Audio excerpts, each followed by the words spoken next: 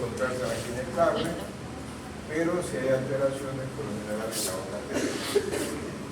Acá la posibilidad de que tengas encaje normal baja a un 25%, pero las alteraciones por estar presentes son la T o el efecto ST. ¿En qué enzimas, doctor?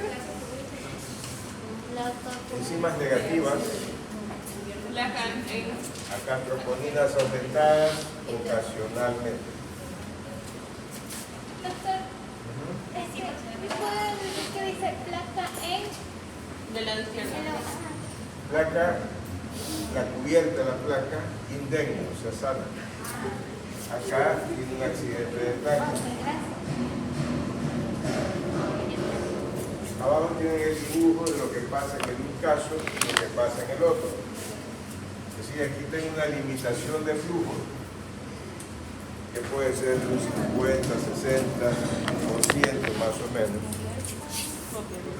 Y al otro lado tengo una limitación mucho mayor de flujo, llega al 80%, 85%, 90%, pero porque tiene una sobreagregación de trombos en la placa. Sobreagregación de trombos en la placa.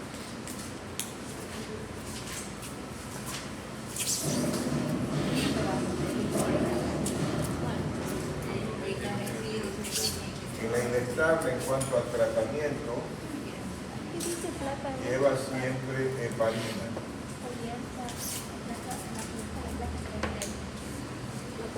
Con cubierta En la estable, no heparina. En la estable no se usa heparina, en la inestable sí se usa heparina.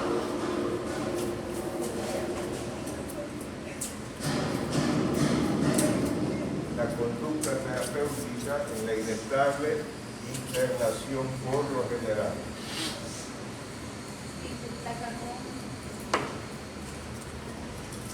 En la estable es tratamiento ambulatorio. Los polinos aumentados ocasionalmente.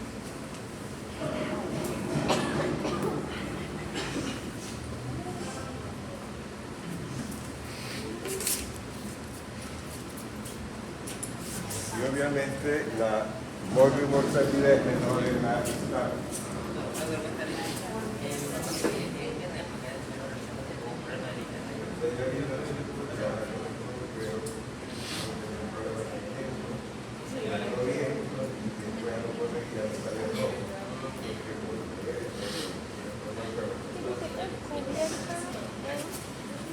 Un accidente de placa. Claro, en este es tratamiento ambulatorio. Acá por lo general es internación. Hay un accidente Ya no hay- en la cubierta de la placa. Claro, por eso es que a esa angina también se la llama progresiva o acelerada.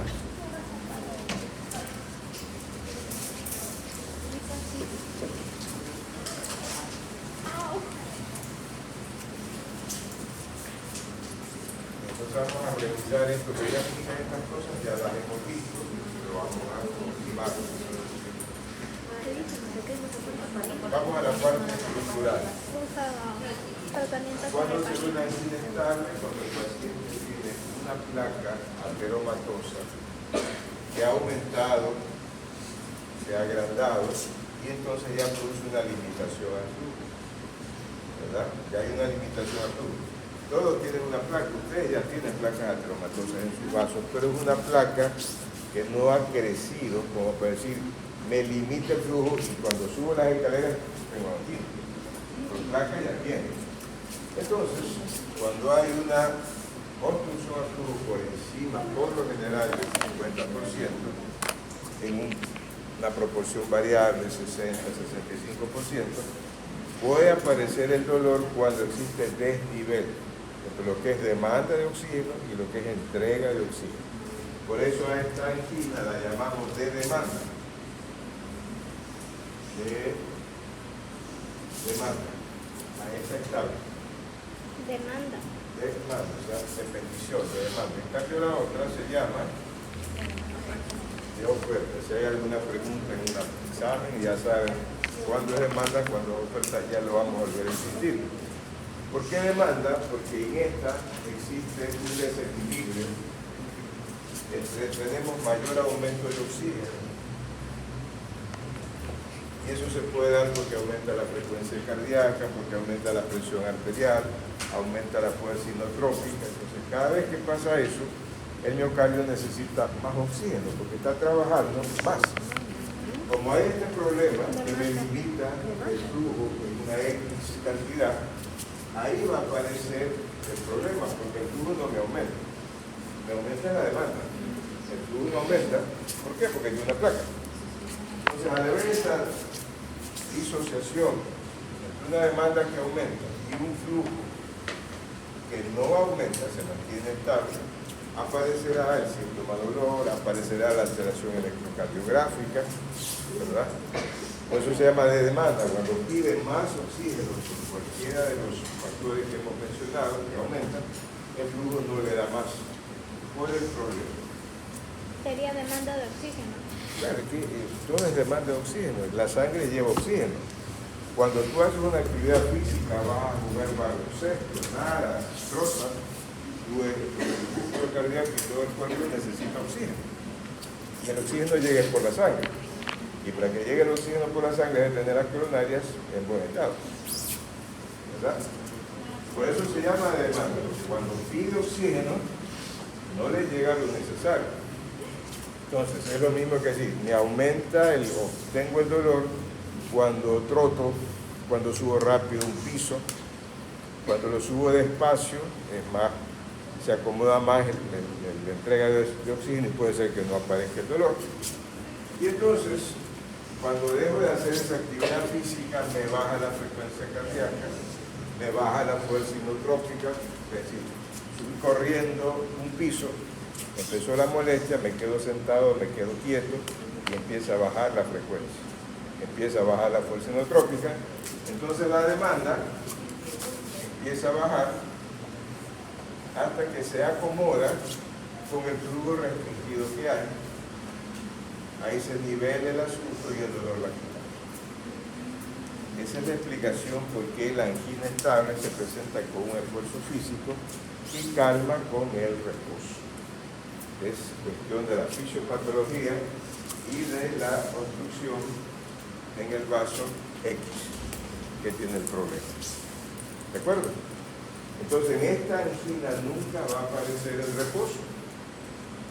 Va a aparecer siempre cuando el flujo no aumenta y la demanda de oxígeno sí lo hace.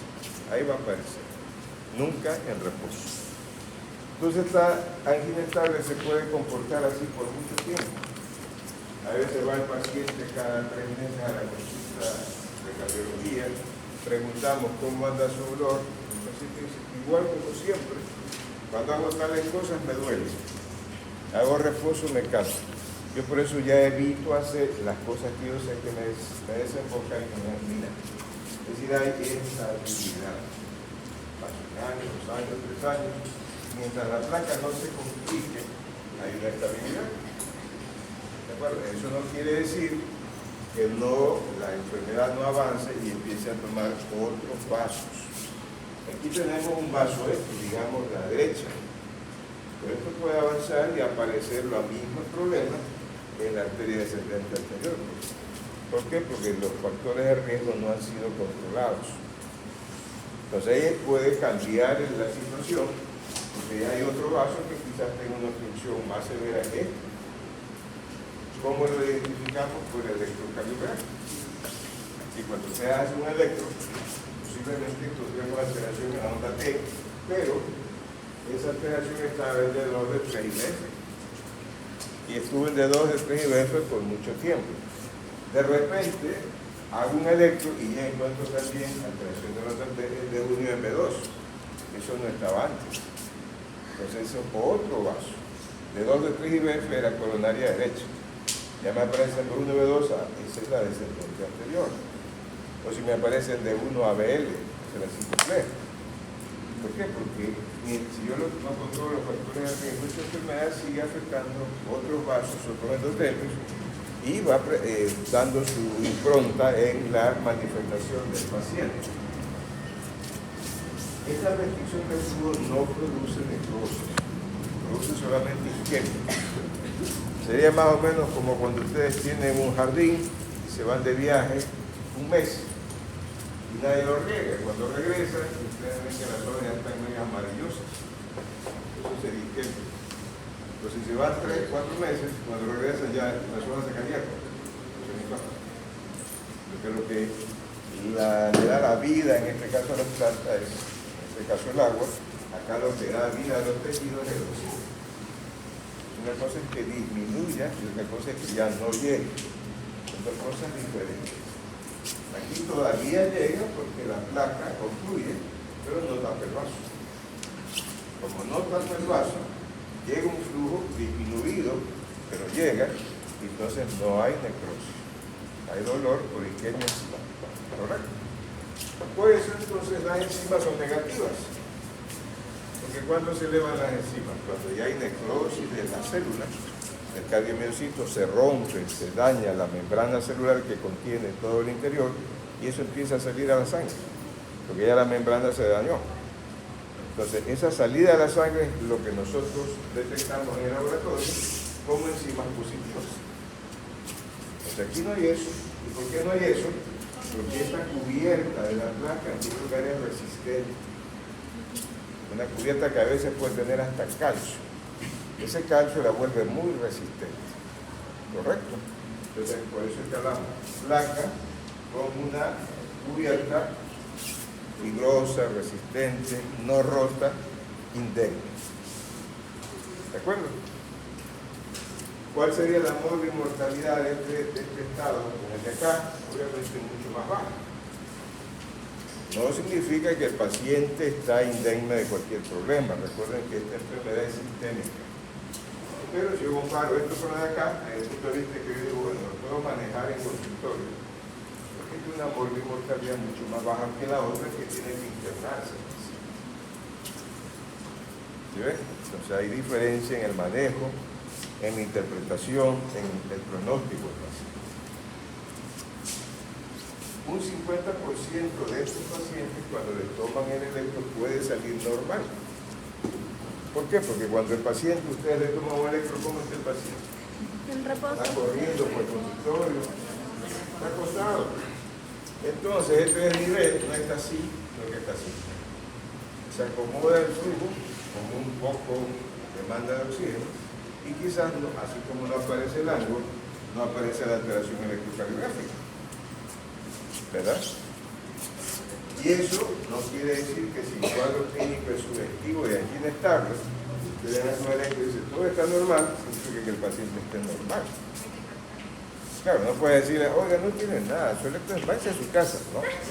¿Por qué? Porque el cuadro clínico está diciendo que tiene un cuadro anginoso.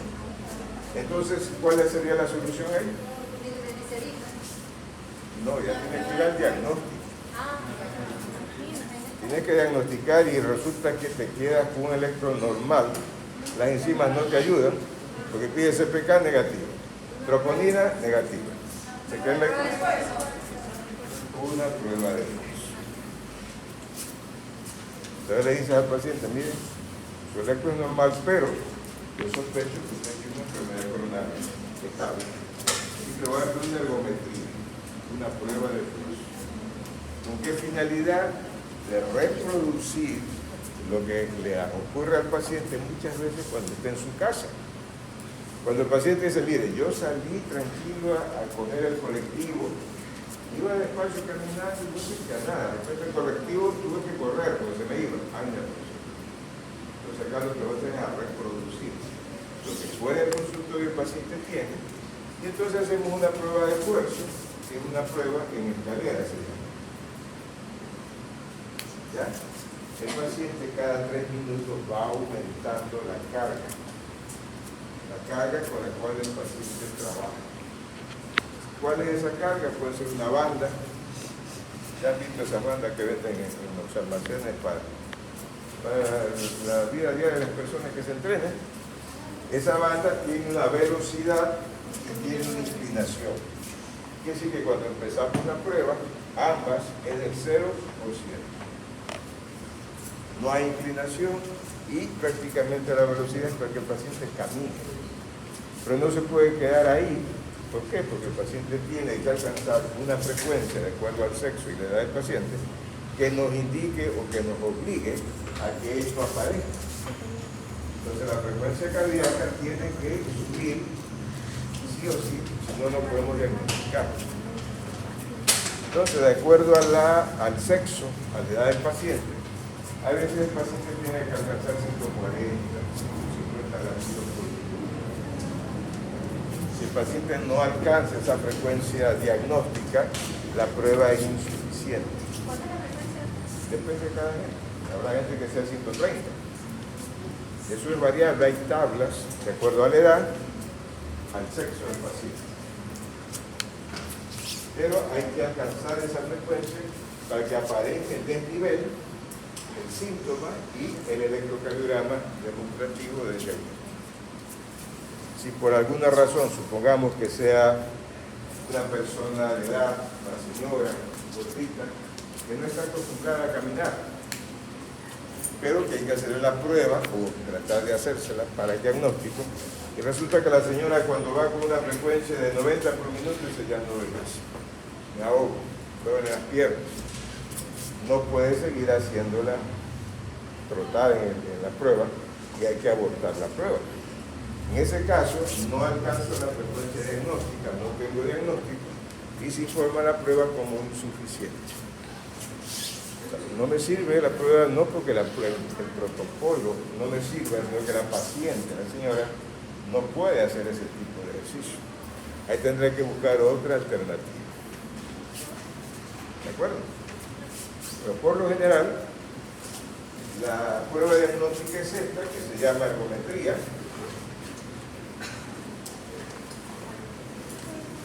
Es una prueba informe, cada 3 minutos el médico le hace un trazo electrocardiográfico, toma la presión, interroga al paciente y lo oculta. Cada 3 minutos. Hasta llegar a la frecuencia conveniente para llegar. ¿De acuerdo? Todas las pacientes pueden hacer una prueba de esfuerzo que la tengan indicada. Bueno, la respuesta es no. A veces si hay una persona muy gordita que ya tiene artrosis en caderas, en rodillas, no va a poder hacer el ejercicio. Obligadamente no puede. Si una persona que tiene un bloqueo completo de rama izquierda o incluso rama derecha, tampoco es interpretativo porque ese bloqueo me da una imagen de infarto.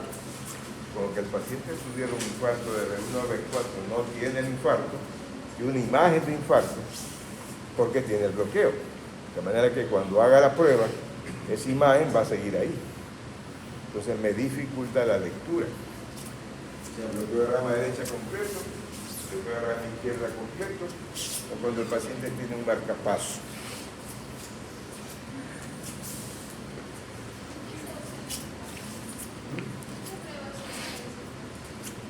¿Qué prueba se haría si hay esa circunstancia? Ahí pasamos a pruebas con radioisótopos, que es una prueba con medicina nuclear. Ya vamos a hablar de eso. ¿Por qué en un paciente con marcapaso la prueba no se puede hacer? La explicación es lógica. El marcapaso tiene una frecuencia fija. El aparatito se lo ha graduado para que lata 75 por minuto. El nodo sinusal sano es diferente, responde a mayor necesidad de oxígeno, va aumentando frecuencia. Y como eso es lo que yo necesito para el diagnóstico, pues el marcapaso no lo puedo hacer. Entonces esa sería otra razón para la cual, necesitando la prueba para el diagnóstico, no la puedo hacer. Entonces el siguiente paso sería o una prueba con radioisótopos o una ergometría farmacológica. Ya vamos a hablar de eso. Farmacológica, es decir, usando un fármaco. La una con radioisótopos y la otra usando un fármaco que me aumente en frecuencia. O sea, siempre lo que yo busco es esto, aumentar frecuencia. ¿verdad? Entonces supongamos que no puedo usar la ergometría, pero igual la necesito para el diagnóstico, porque el diagnóstico sigue en el aire. Entonces yo le puedo hacer una prueba ergométrica con fármaco, puedo usar 2-butamina. 2-butamina. Ese es un estimulante venoso. El paciente no tiene que mover un dedo, no tiene que caminar, ni siquiera tiene que trotar. Se acuesta, porque eso sí tiene que tener el médico todo el respaldo, un desfibrilador, toda la mano. Se acuesta en una camilla, se le inyecta el fármaco que lo estimula y vemos cómo va subiendo frecuencia, que es lo que yo buscaba con la prueba. Entonces, cada tanto que se va aumentando la dosis, dependiente del peso, el exceso, la edad de la persona, se va graficando la respuesta en el electrocardiograma. Y voy a poder leer un electrocardiograma que no lo podía hacer, porque la paciente no podía hacer el esfuerzo.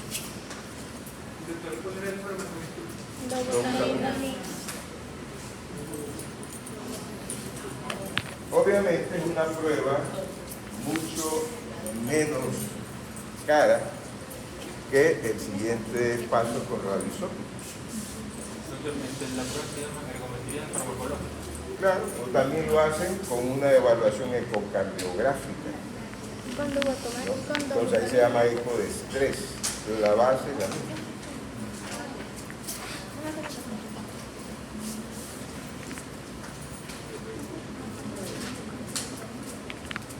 Pero habría una ventaja de este método con relación a la prueba de esfuerzo normal. ¿Por qué? Porque cuando el paciente hace una prueba de esfuerzo normal va a sudar. Por más que está en una habitación con una temperatura climatizada, va a sudar, los electrodos pueden soltarse.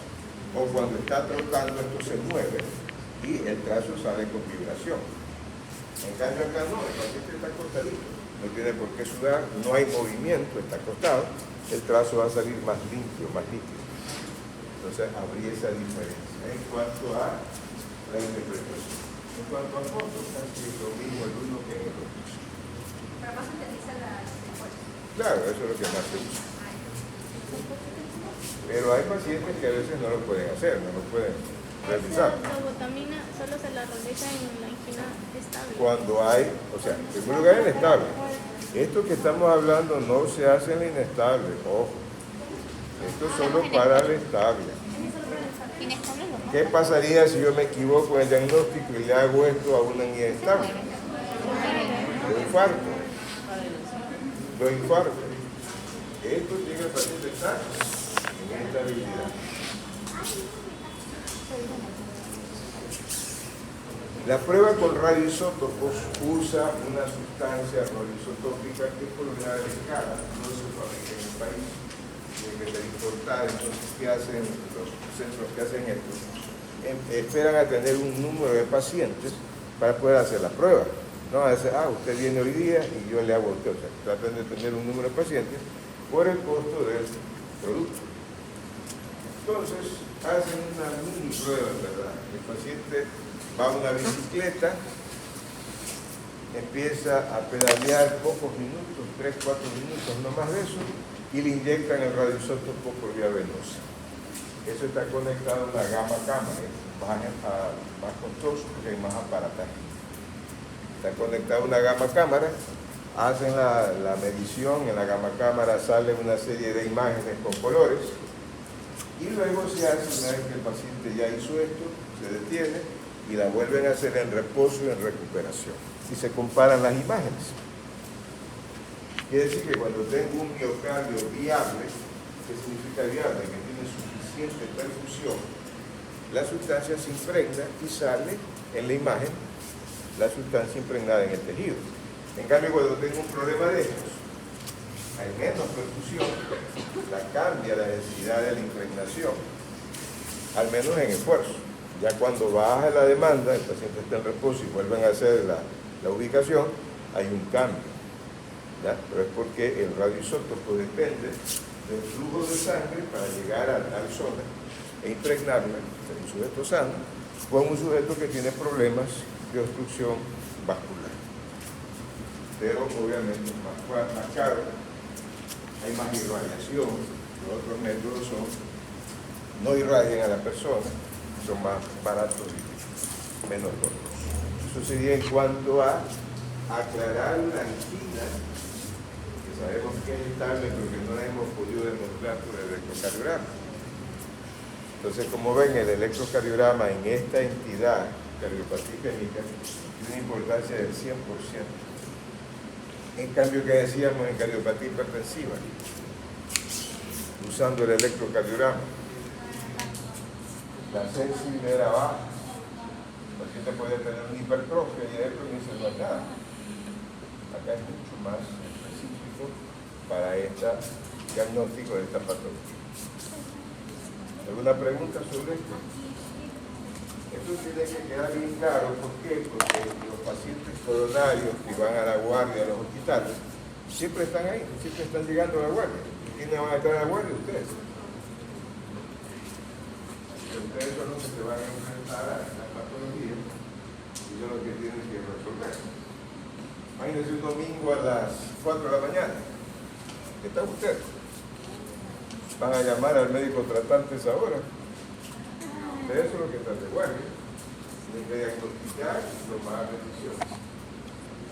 Entonces es clave saber que esto es inestable. Esto no es inestable. ¿Alguna pregunta? En inestable el dolor también se presenta en reposo, ¿verdad? No, por el asunto de la demanda. Cuando estás, salvo que estés durmiendo y estés... No, en inestable. Ah, no, en inestable, sí.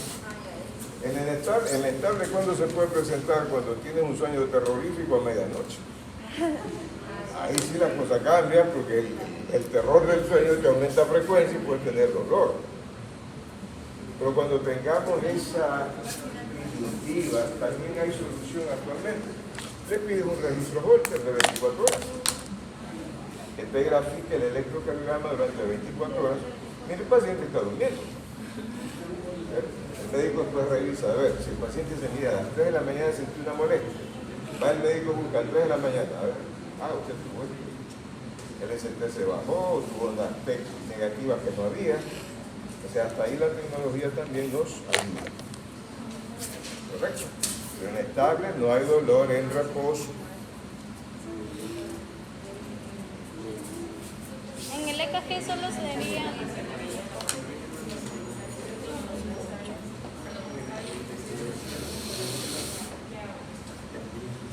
Llega el paciente a la consulta por primera vez. No es subsecuente que ya lo conocemos su historia. Se queja de un dolor que aparece con tal esfuerzo. Que el reposo nunca lo tiene, más vale el reposo que carga el dolor.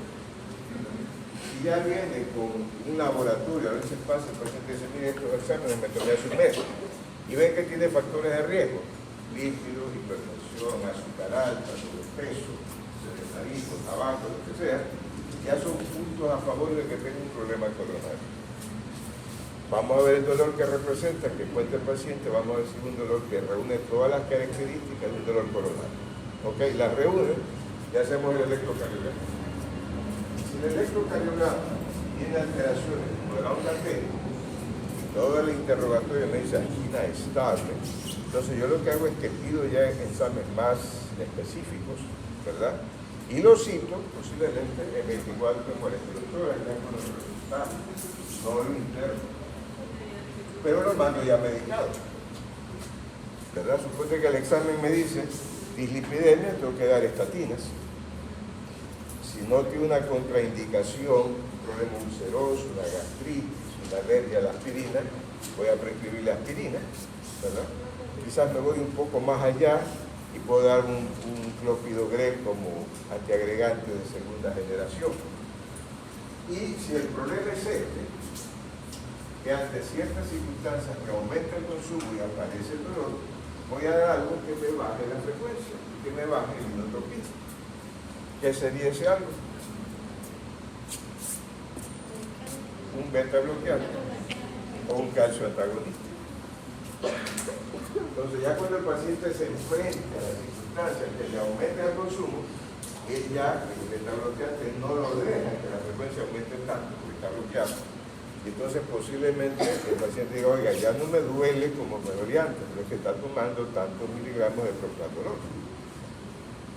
Ya cuando venga en la segunda consulta, con nuestros exámenes específicos que yo he pedido, tomo decisiones adicionales, pero no lo he internado. Ahora, ¿qué pasa si el paciente no sabe nada, el paciente cuenta todo lo que uno pregunta en historia clínica? Resulta que el paciente es asmático, ya no puede usar beta-bloqueante. Lo necesita por su problema coronario, pero está contraindicado por su problema bronquial. Dice la guía, bueno, hay que dar un selectivo, un beta-1 selectivo, sí, pero tampoco si el paciente es asmático no es tan confiable la cosa. Entonces, como segunda opción tengo los calcio antagonistas. Los calcio antagonistas de baja frecuencia, de baja inotropismo, pero no actúan en el territorio bronquial. Entonces sería la segunda elección. La primera, beta bloqueante. Entonces, fíjense, ya he diagnosticado al paciente, lo he medicado, le he pedido nuevos exámenes, pero no lo he internado. ¿Pero por qué? Porque me doy cuenta que el problema es de estabilidad. Un inestable no puede hacer eso, el paciente lo tengo que internar. Depende del cuadro clínico que ya vamos a ver. ¿Correcto? Una inestable puede evolucionar a dos cosas: o infarto o morirse. Morirse. No es tan sencilla la inestable, decir, bueno, váyanse a su casa. No, la cosa cambia. Supongamos que un paciente dice, no, yo odio a los médicos, odio a los hospitales, yo no me interno. Fírmenme una hoja. Yo le he dicho, le he recomendado que se tienen que internar. Si usted no quiere hacer eso, por favor. Y es una responsabilidad. Recuerden que nosotros los médicos siempre estamos bajo lupa. Todos nos estamos observando, todos nos caen encima, llegado el momento, tenemos que tener cómo defendernos. ¿Ya? ¿Alguna pregunta sobre la angina estable?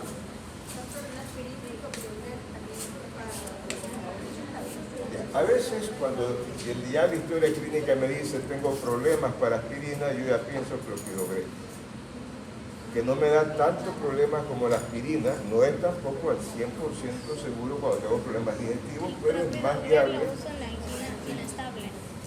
Claro. En la angina estable. Y Inestable. el inestable también. En las Porque el dos. inestable puedo combinar las dos. Si es inestable y ya pasó un infarto, sería que se puede utilizar las tres, o sea, la aspirina, clopidogrel. Sí, pues ya un inestable yo puedo usar aspirina y heparina. O sea, las tres. Las tres, pero obviamente bajo el control del tiempo. Y ahí aumenta la posibilidad de hemorragia. Antes de los 30 minutos. O sea, nada es totalmente seguro, pero tienes que balancear a veces beneficio, riesgo. Y siempre consultado con la familia. Siempre. ¿Alguna otra pregunta sobre la angina estable? ¿Sí está claro esto?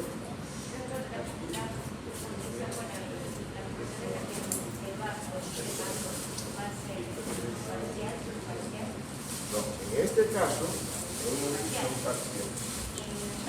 Es subtotal. Es decir, no es total, fíjate, es bastante.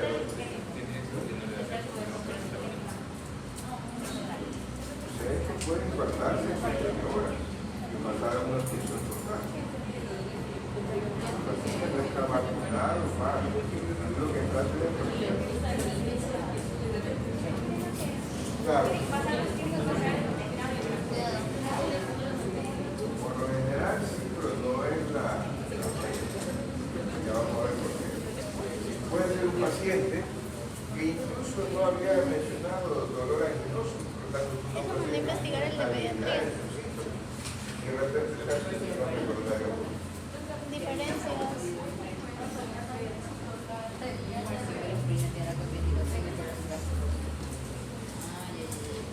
¿Esta cómo sería?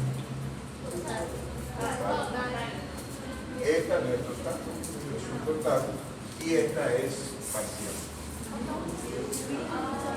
Es el grado de restricción y el grado de restricción adicional. Lo mismo. Para todos.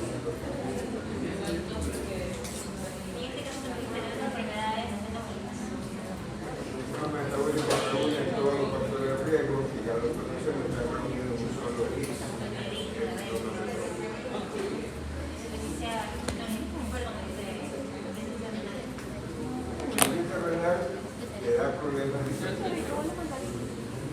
Y eso yo creo que es riesgo que va arrastrando más cosas. La hipertensión es una enfermedad de bolsillo. No, eso ya sale a nivel de un problema venoso. No tiene nada que ver con el problema isquémico, pero igual puede ser constante. Eso va por otro lado. ¿Alguna otra pregunta sobre esto? Doctor, entonces, la parte del parcial, cuando digo su parcial sería el inestable. Cuando es parcial, no subparcial, parcial es inestable. Ahora, uno dice, bueno, ¿y cómo yo sé cómo está ese vaso? Yo no le puedo hacer cateterismo a mi paciente todas las semanas. ¿De cómo me doy yo cuenta de qué paciente está en más riesgo que otro? La forma de hacerlo no invasivamente con marcadores inflamatorios. Entre ellos, la PCR. La PCR es un marcador muy sensible que ha probado funcionar en gente que aparentemente son sanas, como ustedes, pues. Aparentemente son gente sana, que no tienen por qué tener problemas coronarios, y de repente se hace un muestreo al azar, aleatorio, como la prueba, y se encuentra gente que tiene el valor del PCR aumentado. ¿Qué significa eso? Que hay un problema inflamatorio. Si excluimos las causas, porque si tengo una paciente con una osteoartritis, bueno, el PCR se va a elevar.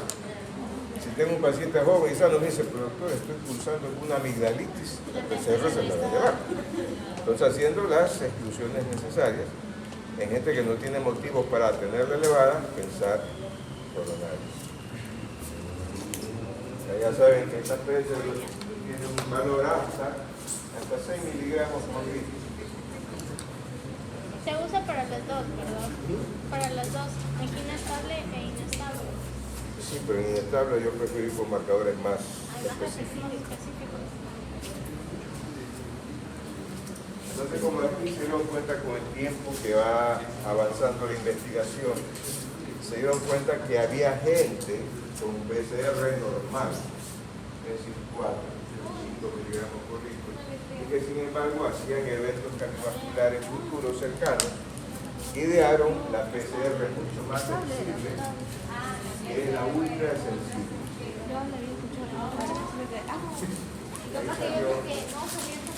Es igual en la estable, no en la inestable. Allá en la inestable, es decir, esto es para usarlo en gente que ni siquiera se tiene de dolor coronario. ¿Hasta qué nivel normal? Este cambio tiene un valor menor, 1 a 3. Hasta 3. 1 a 3 miligramos. Por debajo de 1 miligramo, los riesgos son menores para problemas cardiovasculares. Entre 1 y 3, el riesgo es intermedio. Más de 3, el riesgo es alto.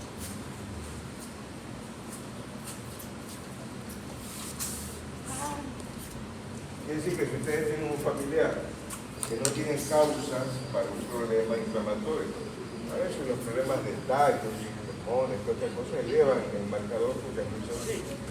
No hay ninguno de esos comorbilidades, pero en cambio es gordito. Ese del tallo, sabe que los triglicéridos están altos, ya se centra aquí y sale, por ejemplo, 2, ya te ponen en alerta.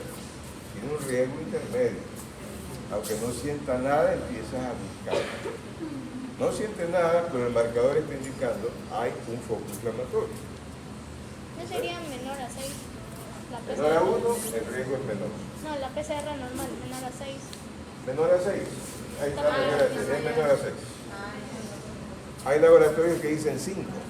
Más o menos 5 o 6. Hasta 6.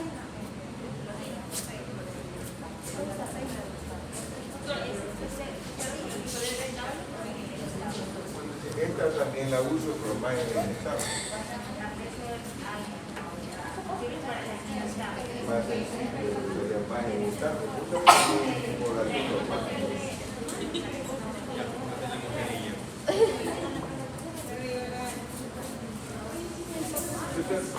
la PCR, el valor de normal debería estar, ¿cuál sería? Hasta 5. Algunos laboratorios dicen 6. Hasta ahí.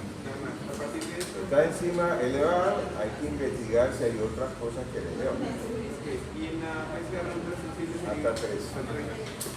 Ahora, en la PCR ultrasensible hay que tener en cuenta algo. Suponte que le pidan a un paciente la PCR ultrasensible y te salen 15. No, le digo, usted no llega a Navidad porque de susto se infarta. De eso le explicas, mire, esto es demasiado alto, debe haber otras causas y razones, vamos a investigar. No lo tomamos literalmente como un marcador ya habitual, lo vamos a investigar. Y entonces aparecen otras cosas que el paciente tenía quizás ahí escondiditas y son las responsables de un marcador tan alto.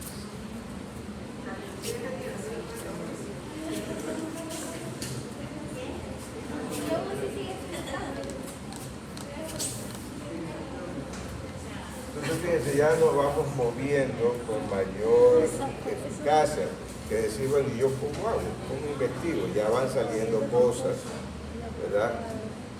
Factores de riesgo, eso ya lo sabemos. LDL, ¿cómo están? Hacemos el cociente LDL, colesterol total. La actividad del paciente, es fumador, sedentario, el perímetro abdominal, ya sabemos que es factor de riesgo, entonces ya entramos a buscar ya más específicamente, poco a poco, no es que le van a mandar al paciente toda la batería de exámenes, se van pidiendo poquito a poco de acuerdo a lo que se necesita. ¿No?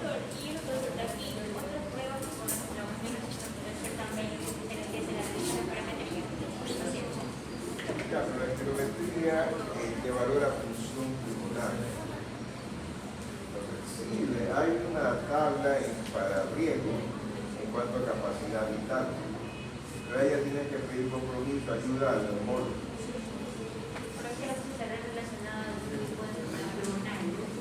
Claro, pero digo, la capacidad vital está dentro de los factores de riesgo. Hay una, yo no voy a buscar una tabla que considera la capacidad vital por encima de tanto. Pero hay tanto, por lo general, cuando tenemos capacidad vital, eso no es un problema respiratorio. Claro, pero bien, a veces nos llega a un paciente que lo manda el neumólogo. Lo manda el neumólogo, ¿por qué? Porque el paciente tiene una arritmia importante. El neumólogo dice, esta línea respiratoria o el cardiólogo. No lo manda al cardiólogo, pero no hay alguna capacidad vital. Cuando el doctor no aparece una exploración física y nos damos cuenta que el problema es más respiratorio que el médico. Y por último, ¿qué pedimos? Perfecto. Los PEP vienen negativos, la lista de riesgo no es cardiovascular. Lo devolvemos al médico profesional.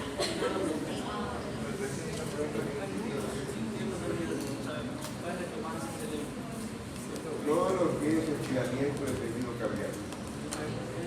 Por lo tanto, se me pueden elevar en una insuficiencia cardíaca de leche. Se me pueden elevar, pero no al nivel de una insuficiencia cardíaca. Se eleva por la otra enfermedad. Esa es una pregunta que había hecho.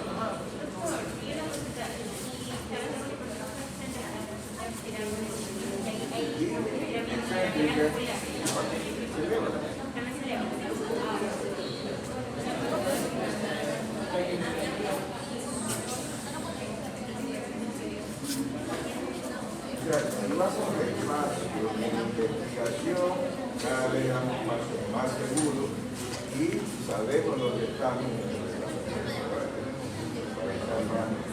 Antes de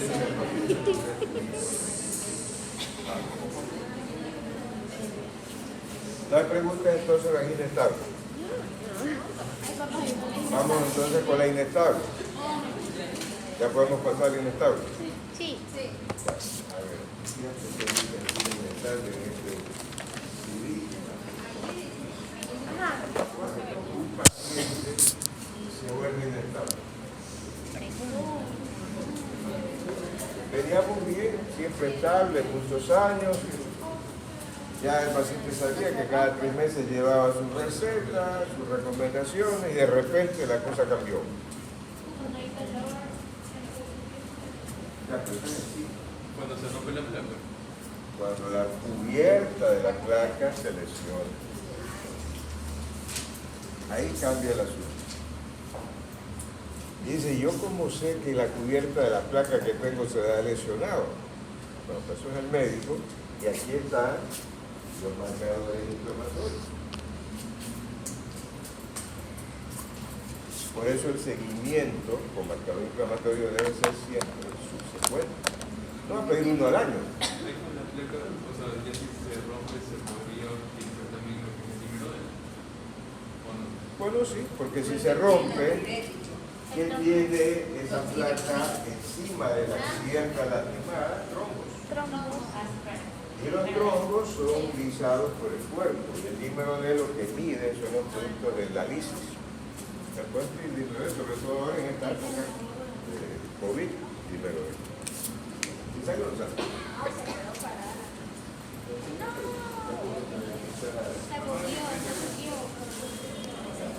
Esta máquina está mal. Reiníciala. Reiníciala. No te van a responder. Ahí era. Mamacita. Cuando hay una infección muscular. Y los linfocitos están bajos. Esto se llama desviación a la izquierda. Acá, en cambio, lo que vas a encontrar no son los de la serie blanca aguda, sino de la serie blanca crónica. Por eso hablamos de linfocitos, Monocitos. monos. Esos son los que van a estar metidos en esta placa que ya está con problemas.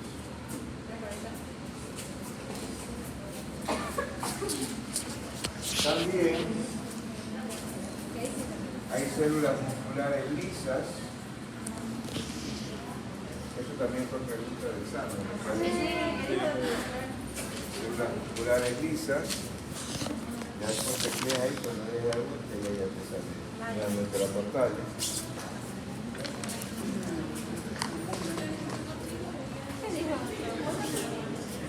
No, pero eso es una infección. Ahí se me estaba arriba y acá en cambio lo que predomina son las células blancas, monocitos. Células musculares lisas y la cubierta de las blancas, que ya no es una cubierta indemne, fibrosa, resistente, como en el caso de acá, que es una cubierta que ha sido agredida. Puede tener desde lastimaduras, fisuras o desgarros. Dependiente del grado de agresión, será la severidad del cuadro de placa. Ahí ponen medicina con letras pequeñas. Los componentes de una placa vulnerable. ¿Qué es una placa vulnerable? Una placa que tú sabes que ya está en riesgo de complicarse. Muchos leucocitos de la familia de los linfos, sobre todo en los hombros de la placa, menos células musculares lisas y una cubierta de la placa ya lesionada. Eso es en la cubierta de la placa. Claro, la cobertura, la capa fibrosa de la placa. Y en todo eso están metidos los leucocitos. Todo eso va con es todo un tándem de cosas que su finalidad es agredir y matar al paciente.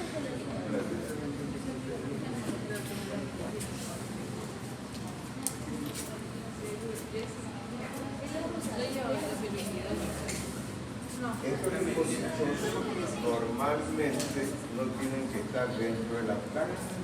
¿Dónde están las favores de los? No entran a la placa. ¿Quién los hace entrar?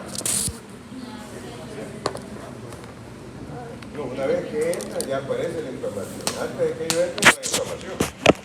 Ellos están dando vueltas circulando. ¿En qué momento entran a la placa? A la capa íntima del vaso. Al momento que hay una lesión. En el momento que hay una lesión. En ese momento, ya los linfocitos entran a participar del problema. Mientras tanto, ellos están ajenos al problema, dando vueltas, están en la circulación.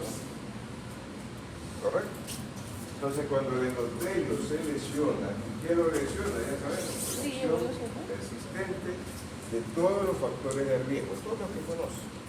¿Qué es la glicemia? Tú vas a decir, la glicemia es un poquito alta, dice 116 miligramos. No es mucho. Ponle atención a esos 116. Por algo se dice que debe estar por debajo de 100. Lípidos, triglicéridos, LDL, abajo, la presión. Todo eso está día y día tras día machacando ese endotelio, lastimando.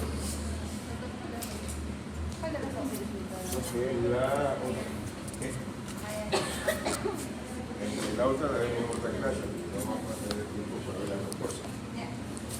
Entonces, en ese momento que estos factores de riesgo lastiman la placa, la cubierta expresa unas moléculas que se llaman moléculas de adhesión.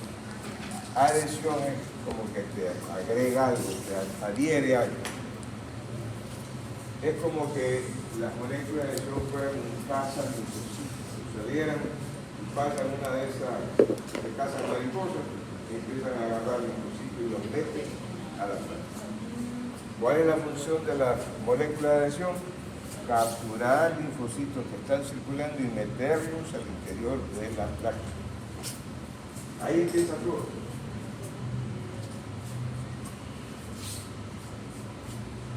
En esa textura de la placa también hay lípidos, sobre todo colesterol.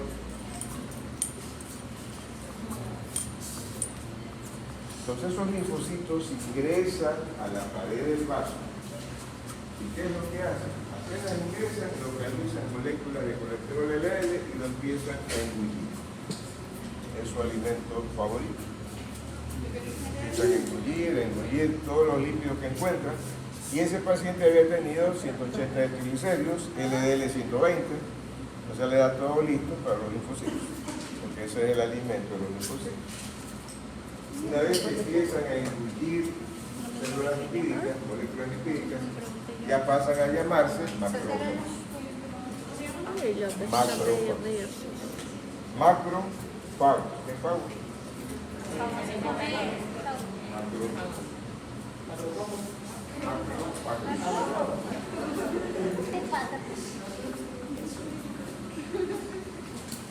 Entonces resulta que empiezan a repletarse de lípidos hasta que estallan. Tanto se llenan de lípidos que explotan y entonces esas moléculas lipídicas pasan a formar el corazón de la placa. Entonces allá tenemos lo que se llama el corazón lipídico o cor lipídico.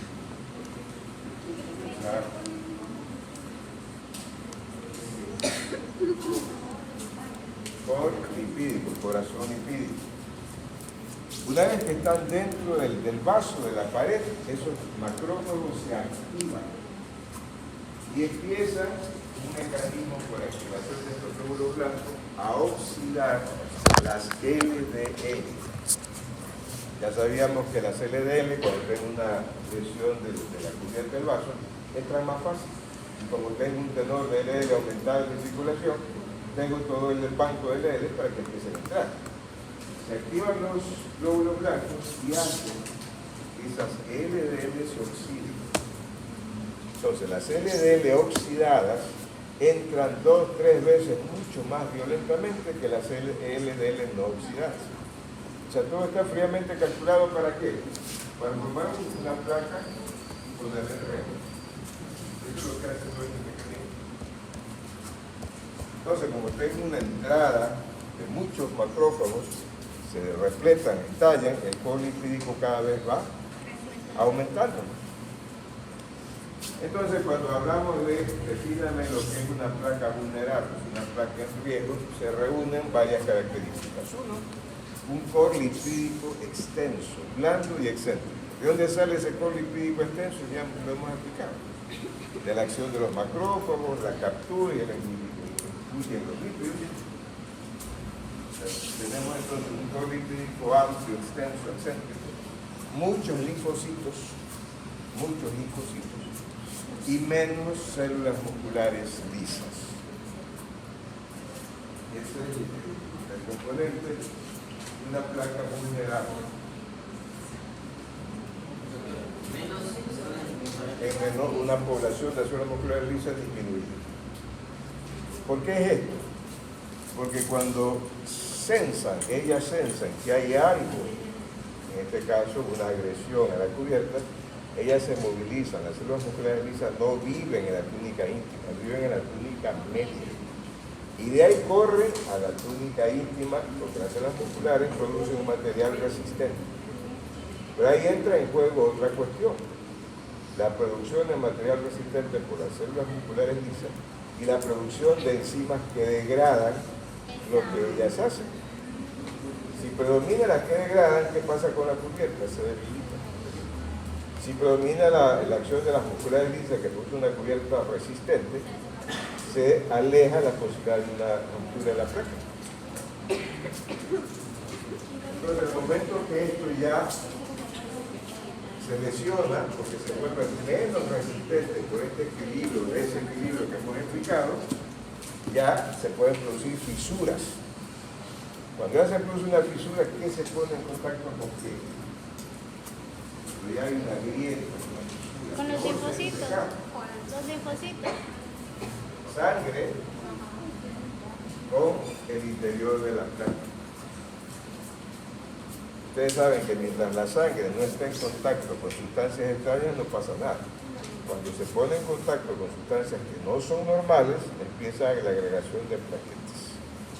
Ahí empieza la agregación plaquetaria. Empiezan a unirse todas las plaquetas y se forman el trombo. Por eso que dicen, cuando alguien tiene un dolor precordial, torácico, y está en la calle y no está en un hospital, uno se pone una tirita, una agregada plaquetaria. O sea, como una opción que ya el vulgo ya maneja, ya conoce. Entonces se forma agregación plaquetaria y ahí se va a formar el trombo. Entonces ya la cosa crece, ya no es la simple placa que tenía un diámetro menor, ahora aquí se empieza a agregar trombo, limita más el flujo y el diámetro de la placa crece. Y ese trombo puede seguir creciendo en horas y de repente crece y ya tenemos lo de acá. Cuando tenemos esto, ¿qué tenemos? ¿Qué cuadro clínico tenemos? Por eso es que la niña está de que actuar, y hay que actuar rápido, porque hay posibilidad de infartarse, de ser un infarto fatal, un infarto no fatal, pero igual es un infarto. Entonces hay que trabajar rápido en el instante. Yo no puedo decirle, bueno, haya hecho el examen y vuelve 2 días. No, tú no sabes, un cuadro inestable, como el nombre lo dice, no sabe en qué va a terminar el asunto. Tiene que internarse.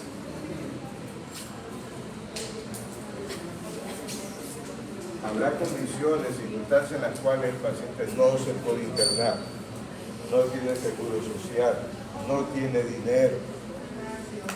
Entonces, ¿qué te queda? Bueno, vamos a tratarlo, usted se va a su casa, va a seguir las indicaciones y el reposo absoluto. Y todo lo que le mande, sobre todo la heparina, la tiene que cumplir a rajatabla.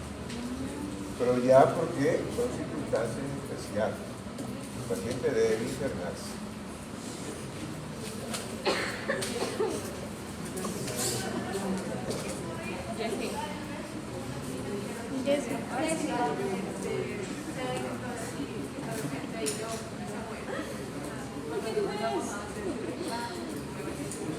Con la presi. Aquí lo habíamos puesto. Ahí desarriendo.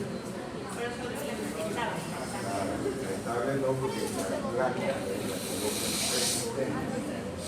es estable ya, la placa está lastimada.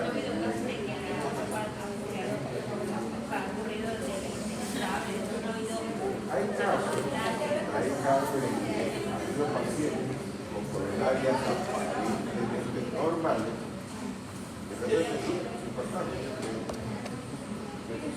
Coronarias normales, que la placa era muy poca. No estamos mirando del problema inflamatorio. Puede desembocar rápidamente en un problema de diabetes. Todo el problema inflamatorio que domina todo el paciente. Vamos entonces. Tienen esa línea, ¿se acuerdan cuando veíamos insuficiencia cardíaca? El síntoma pivote, ¿cuál era? Acá el síntoma pivote es angina, dolor anginoso. ¿Correcto? Entonces, similar a la clase 3 de la línea, la de la clasificación canadiense, significa que aparece el dolor anginoso típico con esfuerzos mínimos. Esa es la clase 3. ¿Cuál sería la clase 4?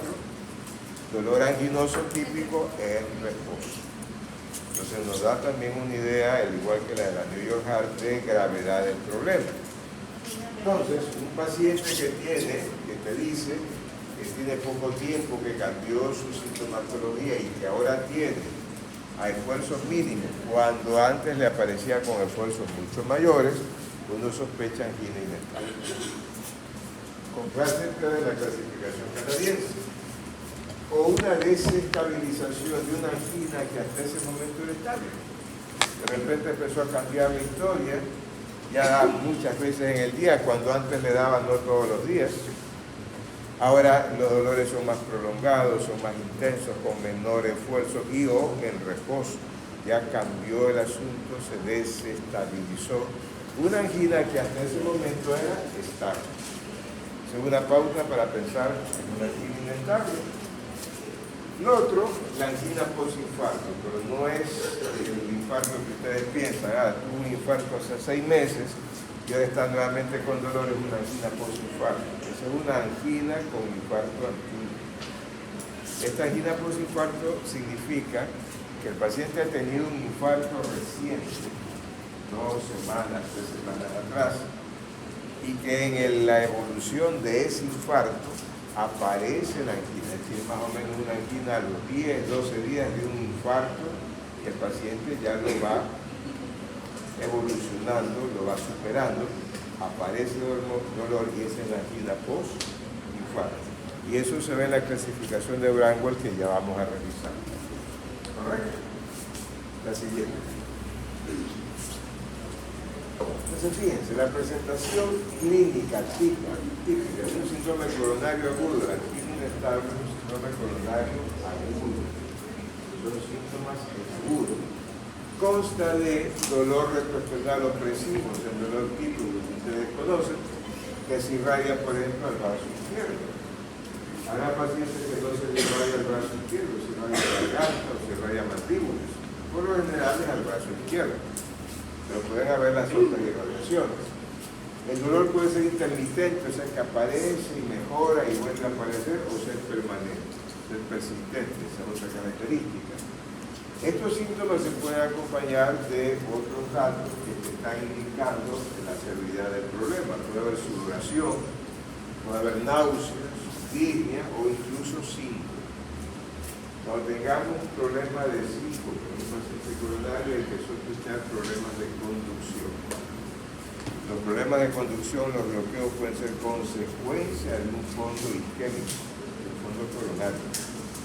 De repente un paciente puede hacer una frecuencia baja, que es un paciente ya de edad, una frecuencia baja y tener lipotimia, y es por frecuencia baja. Y usted dice, bueno, ¿por qué tiene la frecuencia en 40? Sospechar si no hay problemas coronarios atrás de eso. Las formas atípicas, o sea, no es el dolor precordial, típico, medio external que ustedes conocen, es un dolor que puede ser en epigastrio, que puede semejar que hay una colecistopatía, que hay una dispepsia, y el médico se va por otro lado cuando el problema está acá, pero porque se localiza en epigastrio. Síntomas de indigestión, pirosis, dolor torácico transitivo, o simplemente disnea. Los pacientes de edad y ancianos y diabéticos a veces no hacen dolor típico coronario, hacen disnea. Y esa es la expresión como que si fuera una angina. Eso se llama equivalente a angina. Las formas atípicas no solamente se ven en gente ya de edad, se puede ver en gente joven y también en gente mayor. Gente joven de esta grado etario o en gente por encima de los 75 años, también en mujeres y en diabéticos o con problemas renales. Ahí se pueden ver estas formas de presentación atípica. Quiere decir que si al interrogatorio de un paciente ustedes no se queja de dolor medio external, tipo presión, tipo ardor, se está quejando de un dolor en garganta, dolor en epigastro, pónganle atención. Y no decir, no es nada, porque no reúne las condiciones del dolor medio external. O sea, no, y si tiene factores de riesgo, con mayor razón. La siguiente. Probabilidad alta de que los síntomas correspondan a un síndrome coronario agudo. Es decir, le llega, por ejemplo, a la guardia con dolor. Ustedes tienen un dolor típico coronario. Tiene posibilidad alta de que lo que esté delante de ustedes, un síndrome coronario agudo, debe reunir estas condiciones. Dolor torácico como el síntoma central y que sea similar, idéntico, parecido a los dolores que el paciente ya ha tenido antes.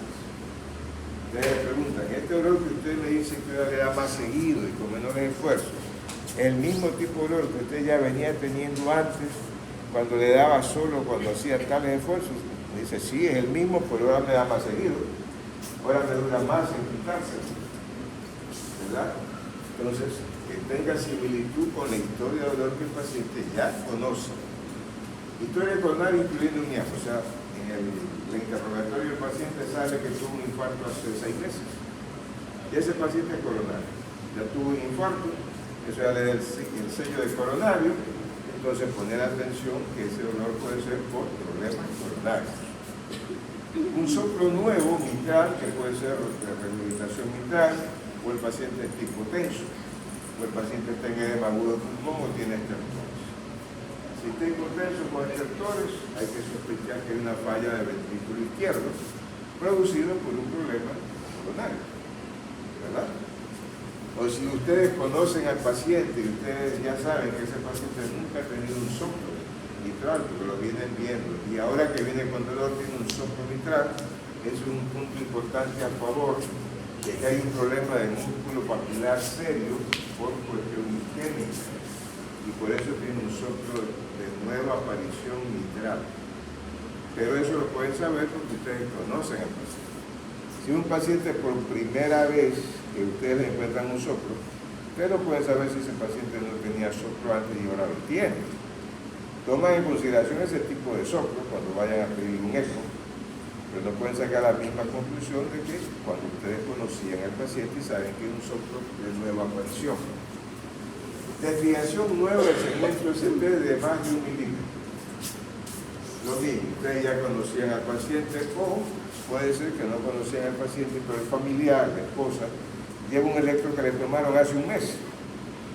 Y ahora en el nuevo electro que ustedes le toman, con sorpresa, tiene una desviación que ahora no la tenía en el ST, que se acerca o sobrepasa el milímetro. Eso es coronario. ¿Se dan cuenta? Pero para eso necesito tener un electro previo y comparado, ¿verdad? Inversión de onda T en múltiples derivaciones precordiales. Imagínate que el paciente que te consulta, que va por el dolor, tiene ondas T negativas B1, B2, B3 y B4. Eso es coronario. Valores elevados de troponina I, troponina T o CPK-NR. Pero obviamente estos valores elevados están en relación con el cuadro agudo. Porque si el paciente ha tenido una angina estable y consulta por un dolor coronario que tú llegas a la conclusión de que es estable, estos valores van a estar normales, por más que los pidas, van a estar normales. Lo contrario, si el paciente que te consulta con problema coronario viene y dice, mira, estos exámenes me hice esta mañana, y ya empiezan a elevarse, entonces eso ya te indica que hay un problema agudo coronario. Depende de la apreciación que ustedes hagan del problema. La siguiente. La angina estable es un síndrome coronario con gran variedad de presentaciones y gran variedad de pronósticos. Pongamos el caso. En la guardia me llegan 2 pacientes con angina inestable. El uno con troponinas normales, negativas, y el otro con troponinas altas. De los dos tienen angina inestable. ¿Quién va a tener peor pronóstico? El que tiene troponinas altas. ¿Quién va a tener más complicaciones, más días de hospitalización? El que tiene troponinas elevadas. A eso se refiere la variedad en el pronóstico, pero depende del grado de severidad del problema. Viene dada su importancia porque es un fenómeno muy frecuente. Esto se ve muchísimo en clínica médica. Pacientes que consultan por problemas coronarios y por la morbimortalidad importante que tiene.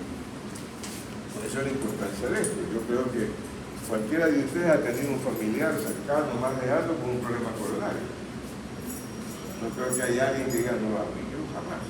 Siempre alguien, un tío, un abuelo, alguien. Sí. O sea, la prevalencia de esto es muy alta. Un 10% de casos progresan a infarto en el primer año. Bien. O sea que esto puede avanzar un infarto. Anual, a los 12 meses ahí tienen una estadística de 100, 10, esos 12 meses puede infartarse el paciente. La incidencia de infarto o de muerte es del 5 al 14% en el primer mes y medio. El paciente ingresa y en ese primer 45 días puede haber esa posibilidad por su problema coronario, infartarse o tener otro desenlace. El síndrome coronario se clasifica según el electrocardiograma de ingresos en aquellos que tienen supernivel del ST y aquellos que no lo tienen. Esto es importante, importantísimo para ustedes que van a estar en hospitales. Si viene un paciente con un dolor coronario que usted dice, esto es coronario, ¿verdad? Le hacen el electrocardiograma y ven que tiene elevado el ST, eso seguramente va evolucionando a un infarto tipo Q. Tipo Q. Tipo Q. Infarto tipo Q. Y eso ya cambia la cuestión, porque entonces ya empezamos a pensar en trombolisis. En cambio, si el paciente que nos llega a la guardia con dolor coronario típico le hacen el electro y el ST no está elevado, sino que está isoeléctrico, lo dejan internado ese paciente, ¿verdad? En urgencias. Al día siguiente, otro electro, al mediodía va el tercer electro y el ST sigue sin elevarse, eso ya no es un infarto tipo Q. Eso puede ser una angina inestable. Con CPK y CPK-MB negativas.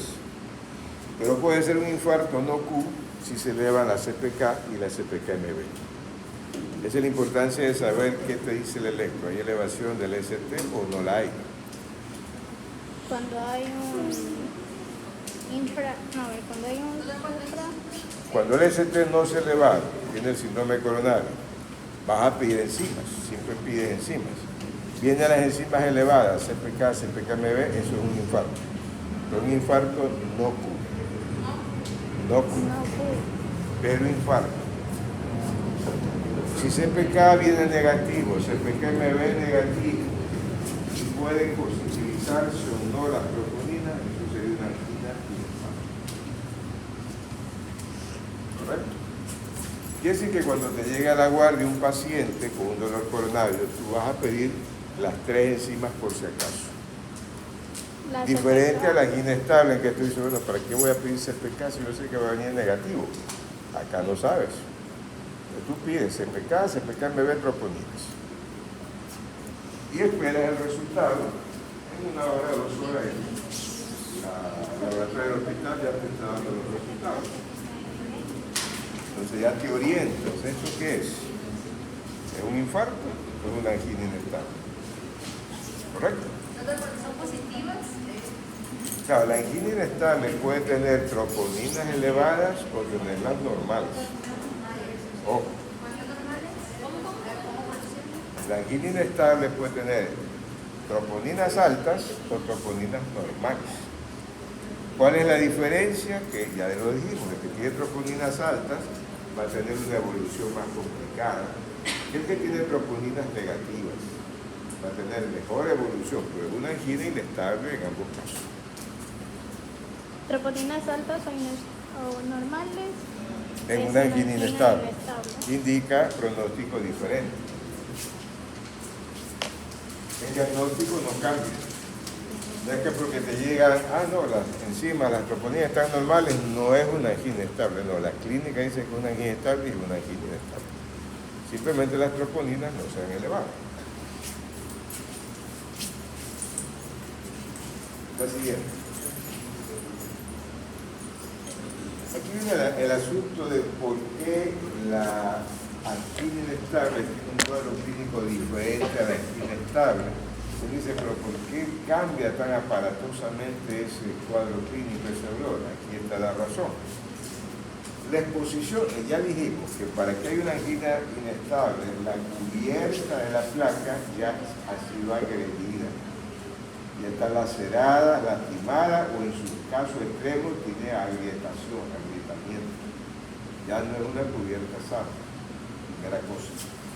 Basado en eso, la exposición de la superficie de la placa, si es una lesión muy superficial, muy leve, va a poner a la sangre en contacto con ese contenido de la placa, porque la sangre se penetra a través de esa fisura y se pone en contacto con el interior de la placa. Mientras la cubierta está bien, la sangre no puede entrar al interior de la placa. Pero si ya encuentran, es como cuando ustedes se hacen una herida en la piel, ¿qué pasa? Aparte de sangre. Claro, ya te vas a hacer sangre, pero simplemente un raspón. Se pone rojo, ¿verdad? Se hincha y se pone caliente. Y si no tomas una precaución a partir de la herida, después ya se te infecta. ¿Por qué? Porque en la piel normalmente hay bacterias. Están siempre ahí, pero mientras no haya una grieta en la piel, ellas no entran. O sea, tienes una lesión, le das la luz verde para que penetren. Las bacterias que normalmente no hacen nada. Acá pasa lo mismo. Con la cubierta resistente no tiene por qué formarse plaquetas, porque la sangre no penetra al interior de la placa. Si se hace una fisura, ya le das luz verde para que entren las plaquetas y se pongan en contacto con el interior de la placa y empiece la agregación plaquetaria.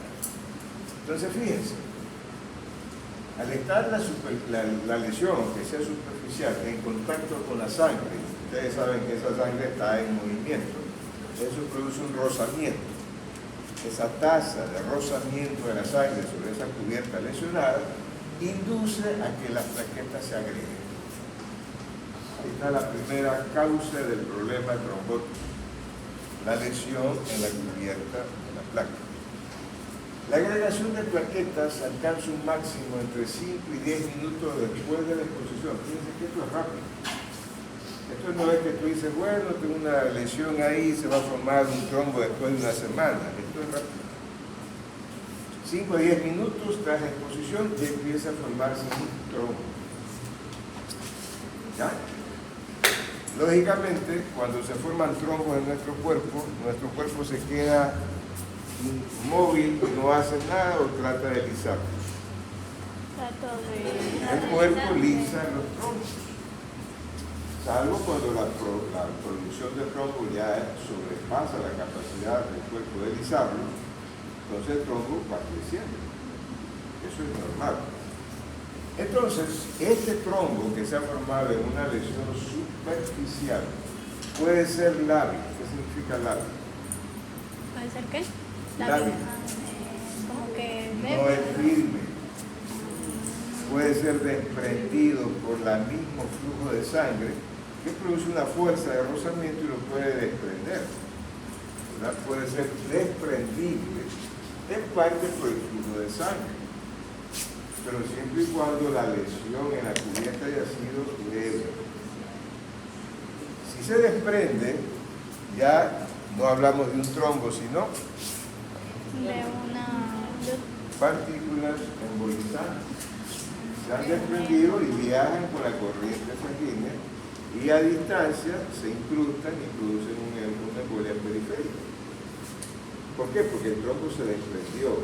¿Y por qué se desprendió? Porque la lesión en la cubierta de la placa no ha sido tan grave, ¿verdad? Si tenemos entonces un problema embólico, tendríamos una inestable. Y posiblemente eso sea la causa, de que se eleven las troconinas. Ahí sería entonces una causa de elevación de troponina. No por daño, sino por el proceso embólico periférico que hace la desintegración o sutura de partículas de este trombo. ¿Correcto? Quiere decir que estos son los casos más de mejor facilidad para el tratamiento, porque lo tratas con heparina y el paciente en unos días responde bien y va quitando toda la sintomatología dolorosa de ese paciente. Porque hemos empezado de una lesión que es más leve. Pero ¿qué pasa cuando la lesión no es tan leve, es más profunda? Entonces aquí tenemos, si la lesión es más profunda, pues ya no es una rasguilladito de la placa, es una grieta, ya. Otra cuestión, la exposición ya del colágeno. En el caso anterior no había exposición de colágeno. La exposición de las fibras de colágeno de la placa, del factor tisular de la placa en contacto con la sangre, ya producen un trombo plaquetario mucho más denso, más fuerte, y ya no va a ser desprendido tan fácilmente. Entonces es mejor que una lesión sea profunda que... Digamos, si ya tengo el cuadro coronario, prefiero que sea algo más leve, pero ¿cómo yo sé qué es lo que está pasando? Eso no lo sé. Para tenerlo claro, entonces los trombos como tal que se generan provienen de la placa, o sea, que se lesionan, Ahí se forma el y ahí forma el trombo, ya ahí se puede prender y ahí genera un émulo, ninguna tiene una arteria y por así. Ahí tendríamos un cuadro anginoso estable. Pero si la lesión es mucho más severa, ya la evolución no va a ser tan fácil. ¿Por qué? Porque el trombo ya no va a ser desprendible. Más vale que ese trombo es una fuente para que se agreguen más plaquetas. Entonces el trombo va a ir creciendo. Y sería una angina inestable. Ya se puso una angina estable más severa,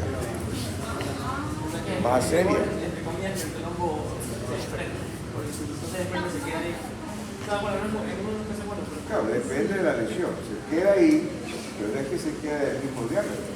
Eso atrae más agregación plaquetaria porque es una superficie no normal. Entonces el trombo va a ir creciendo y va produciendo más obstrucción al útero.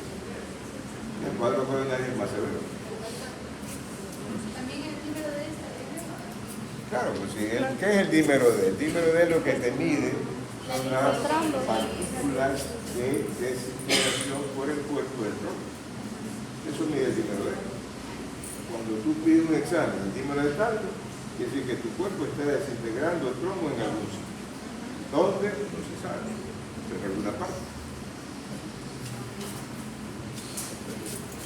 Entonces ese trombo ya no va a ser posible que se desprenda y es una fuente de mayor agregación plaquetaria. Entonces en el primer caso tendríamos una lesión tipo 3 pero leve. En el segundo caso tenemos una lesión tipo 3 pero ya más grave, más severa. Obviamente para este tipo de clasificación ya los médicos, los investigadores han tenido que hacer biopsias de esa placa con fluorescencia. Y obviamente pues son biopsias por muerte. O sea, gente que ha muerto por estos problemas han sido estudiados y se han dado cuenta del grado de severidad de la placa lesionada y el grado de formación de trombos. La siguiente. Pero la cosa no para ahí. Entonces, si fuera ahí, qué bueno, porque esto es un proceso complejo. Estos investigadores de aquí y todo el equipo de ellos mostraron una relación directa entre el tiempo y el dolor precordial. Es decir, cuando empezó el dolor de un paciente coronario, midieron tromboxano. O sea, en pleno dolor. ¿Y qué se dieron cuenta? Que que cuando había todo el dolor precordial en la cima del dolor, aumentaba la concentración de tromboxano A2. ¿Quién fabrica el tromboxano A2? Las plaquetas. Entonces ahí tienen una relación directa. Si el tromboxano A2 ha aumentado, es porque hay plaquetas. Y si hay plaquetas, es porque hay trombos. Esa es la relación directa. Entonces la liberación de este tromboxano A2 por las plaquetas se asociaría con la presencia no solamente de la plaqueta, sino con su agregación lábil en la angina inestable. Eso obviamente no se ve en la angina estable, pero porque la diferencia en la lesión es grande, ¿no? Pero no solamente es el tromboxano A2, pues. El tromboxano A2, ¿qué funciones cumple? Es vasoconstrictor y es protrombótico. Es decir, el tromboxano A2 es algo negativo para el paciente. Pero también está la serotonina fabricada, liberada por las plaquetas y que está aumentada en algunos pacientes con lesiones coronarias complejas. ¿Cuáles son las lesiones coronarias complejas? Por ejemplo, lesión de 3 vasos, lesión del tronco de una coronaria izquierda, antes de que se divide en circunflejo y descendente anterior. Son lesiones más severas, pero eso se llaman complejas. Estos aumentos de concentración de estas sustancias en el sitio de la placa ha sido agredida, probablemente aumente el nivel de agregación plaquetaria, es decir, produzcan más agregación plaquetaria, más crecimiento del tronco, promuevan vasoconstricción y contribuyan a la proliferación de la neoínfula. En otras palabras, todo esto contribuye a que el lumen del vaso se estreche todavía más porque esto va a crecer. Al tener un lumen más estrecho, el dolor va a ser más severo, más intenso, más difícil de controlar. Esa es la relación con el lumen y el crecimiento de la placa. Y esto ya está demostrado, que en la angina inestable hay vasoespasmo. Eso ya se sabe. Esta sería la causa del problema. Cuando solo la superficie de la placa es lesionada, se produciría, es decir, cuando tenemos una lesión leve, se produciría una oclusión pasajera, eso sería una angina inestable. Pero cuando la lesión es profunda, hay una ulceración, ya la cosa se complica más y ya resultaría en una oclusión más persistente y puede desembocar en un infarto. O sea, esa es la base estructural. Por eso es que se dice que cuando yo tengo un problema coronario sin elevación del ST, puede ser una angina inestable o puede ser un infarto. A las dos se las trata igual. No hay diferencia en el tratamiento. Entonces angina es igual. Entonces la diferencia, ustedes dicen, bueno, ¿y cuándo un paciente hace una angina estable y cuándo otro se complica con un infarto? Ahí tiene la base estructural de cómo se origina esa diferente evolución. Es lo que está pasando en la placa. Obviamente, en los dos casos voy a tener una expresión inflamatoria diferente. Más inflamación en una angina estable que en un infarto, por ejemplo. Pero lo que está pasando en la placa es más serio. Entonces los marcadores me van a dar una indicación de diferencia entre ambos casos. La siguiente. Factores de riesgo trombogénicos. Existe evidencia clínica de que un estado hipercoagulable puede favorecer todos estos procesos. ¿Qué pacientes están en un estado hipercoagulable antes de hacer un síndrome coronario agudo? Los pacientes que tienen angina. No, antes de hacer un problema coronario agudo. Diabéticos, hipertensos, fumadores. Eso ya de entrada tiene un estado protrombótico. Cuando viene un problema agudo, ya hay un antecedente para la severidad de lo que le vaya a ocurrir a esos pacientes. La agregación plaquetaria y la generación de trombina puede ser activada por las catecolaminas. Ustedes han oído a veces de que un paciente estaba bien, tuvo una discusión y se infartó. Y por ahí se murió. Cuando tienes una discusión, ¿qué liberas? Catecolaminas. Libera catecolaminas. Y si ya tienes un sustrato vascular coronario alterado, ahí viene la combinación de problemas. La vasoconstricción por catecolaminas. Catecolaminas produce vasoconstricción. Estaría asociada al estrés emocional. Ahí vienen los problemas, discusiones, cosas así, discute el novio con la novia, de repente está buscando y cosas así. Al ritmo circadiano, ¿ustedes han oído hablar del ritmo circadiano? Sí. Bueno, el ritmo circadiano es el periodo de tiempo en el día en que el paciente es más susceptible a problemas vasculares coronarios. Está también asociado al desarrollo de trombosis arterial y a vasoconstricción. Entonces, fíjense, también este asunto ya no solamente es el trombosano no solamente la serotonina, también está las catecolaminas. En sujetos fumadores existe evidencia de que hay una reactividad plaquetaria aumentada, quizás también relacionada con las catecolaminas. Por eso que el tabaco es un factor de riesgo para problemas coronarios. Mientras más fumas, más tendencia a problemas vasculares hay. Y eso también influye, entran los fumadores pasivos. Obvio, también porque viven con el paciente fumador y están en ese mismo ambiente, no fuman, pero están en el ambiente. Es por eso que ahora en ciertos países hay leyes que dicen, bueno, hay una sala para los fumadores, vayan allá a fumar y no contaminen al resto. Hay también evidencia de un estado hipercoagulable en pacientes con hipercolesterolemia, no solamente en los fumadores, hipertensos y diabéticos, sino en la hipercolesterolemia, y también en jóvenes, pero con una historia familiar de coronariopatía, aunque no tengan diabetes. Es decir, puede ser una persona joven de 25 años, no tiene problemas hiperlipidémicos, pero tiene una carga familiar coronaria importante. El papá se murió a los 40 años, el tío por ahí la misma edad y ella va para los 30. Tiene una carga genética importante, aunque no tenga dislipidemia. La carga genética influye mucho en este asunto. La siguiente. Hasta aquí vamos a llegar una vez que terminemos esta diapositiva. Otras anomalías metabólicas como la homocisteinemia. Ya sabemos cuáles son los factores de riesgo comunes, todo el mundo lo sabe. Estos son factores de riesgo nuevos.